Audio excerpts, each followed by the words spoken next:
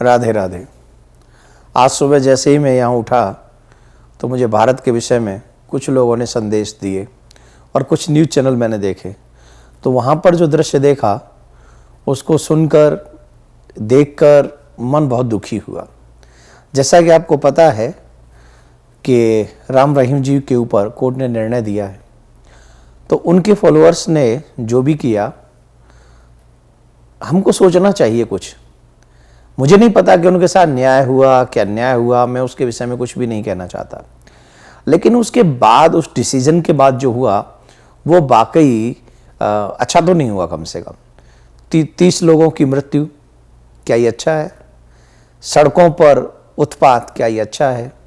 सरकारी जगहों पर आगजनी, क्या ये अच्छी है? बसों को जला देना, ट्रेनों को जला देना, लोगों को मार देना, पत्थर फेंक देना, क्या ये अच्छा है? ये बिल्कुल भी अच्छा नहीं है, क्योंकि सनातन धर्म परंपरा के अनुसार हमारे गुरुजन, हमारे संत महात्मा हमें एक ही चीज़ सिखाते हैं, अहिंसा है परमो धर्म। ये जो अहिंसा है यही सबसे बड़ा धर्म है।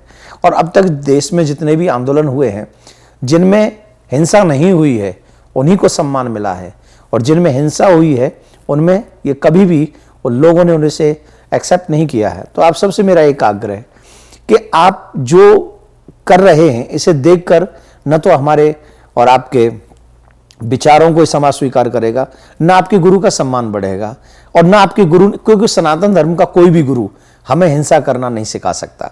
तो मैं आप सबसे आग्रह करूंगा, अब आपकी बहुत बड़ी जिम्मेदारी है कि आप लोग ऐसा करें जिससे आपके गुरु पर, सनातन धर्म परंपरा पर, भारत की रीतियों पर, भारत के विचारों पर, भारत के ऋषि मुनियों की छवि पर कोई उंगली न उठाए। तो ये जिम्मेदारी आपकी है। आप अपने गुरु की छवि को बनाए रखें और शांति रखें। इस मैसेज को आप ज़्यादा से ज़्यादा शेयर करें, जिससे जो लोगों के बीच में ऐसा हो रहा है, जो लोग नासमझी में, हो सकता है कि आप ना भी कर रहे हो लेकिन आप उसका शिकार हो रहे हो, क्योंकि कोई बीच में आकर ऐसा गड़बड़ कर रहा हो जिससे उनकी भी छवि खराब हो, भारत की छवि खराब हो, भारत के साधु संतों की छवि खराब हो। और एक बात मैं मीडिया के भाई बहनों से कहना चाहूँगा कि आपसे छोटी सी मेरी ये प्रार्थना है कि जब भी कोई एक इंडिविजुअल कोई ऐसा केस हो तो आप सभी संत महात्मा और ब्राह्मणों को एक नज़र से अपने चैनलों पर न दिखाएं। आप कह तो देते हैं कि इसका मतलब हम सबको नहीं कह रहे, लेकिन सच यह है कि उसे पूरे देश की ही नहीं, पूरे विचारों की छवि को नुकसान पहुंचता है। तो आप सबसे मेरा आग्रह है, निवेदन है, प्लीज जो चैप्टर आपके सामने है सिर्फ आप उसी को शेयर कीजिए, आप उसी विषय में चर्चा कीजिए, आप सभी लोगों को एक दायरे में मत लाइए, मैं आपसे निवेदन करूंगा। दूसरा, जितने भी लोग यहां पर बैठे हैं, आप जितने भी लोग उनके चाहने वाले हैं, उनसे एक ही प्रार्थना है कि आप ही के गुरु कहते हैं धन धन सदगुरु तेरा ही सहारा। आप इस मंत्र का महत्व तो समझिए।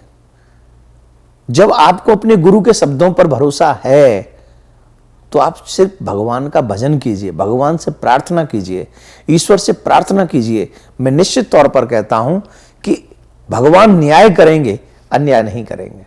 परंतु रोडों पर आगजनी, भाई बहनों के साथ ऐसा दुर्व्यवहार, ये कतई हमारे भारत के लोगों की विचारधारा नहीं हो सकती। आप सबसे मेरा आग्रह है, शांतिप्रद तरीके से आपको जो भी विचार रखने हैं आप रखें, और एकदम एकदम एकदम शांति रखें, कोई भी हड़बड़ी नहीं करना है। हम लोग किसी को मारकर अपने व्यवहार को सत्य साबित नहीं कर सकते। एक जान बहुत कीमती होती है। आप जानते हो, मैं इस समय अमेरिका में बैठा हूं और यहां बैठकर जो लोगों से सुनने को मिलता है, दिल में छाले पड़ जाते हैं, कानों में तेल डालने को जी चाहता है। सब लोग एक व्यक्ति की वजह से या कुछ लोगों की वजह से या हमारे इस आंदोलन की वजह से, जो हम लोग यहां कौन दोषी पाया जा रहा है?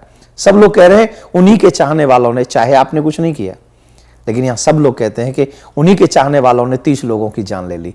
तो मैं नहीं चाहता कि ऐसा कोई स्वरूप हमारे संत महात्मा गुरुजनों का बने। तो आप सबसे हाथ जोड़ के प्रार्थना, शांति बनाए रखें और ज़्यादा से ज़्यादा इस वीडियो को शेयर करें, जिससे हम और आप सभी अपने भारत के मान सम्मान छवि को सब विश्व के सामने संभाल सकें, और ज़्यादा से ज़्यादा हम शांति के पथ पर चलकर अपने देश को अपने देश के झंडे को, अपने देश के सम्मान को पूरे विश्व में आगे लेकर जाएं और अपने भारत को विश्व गुरु बनाएं।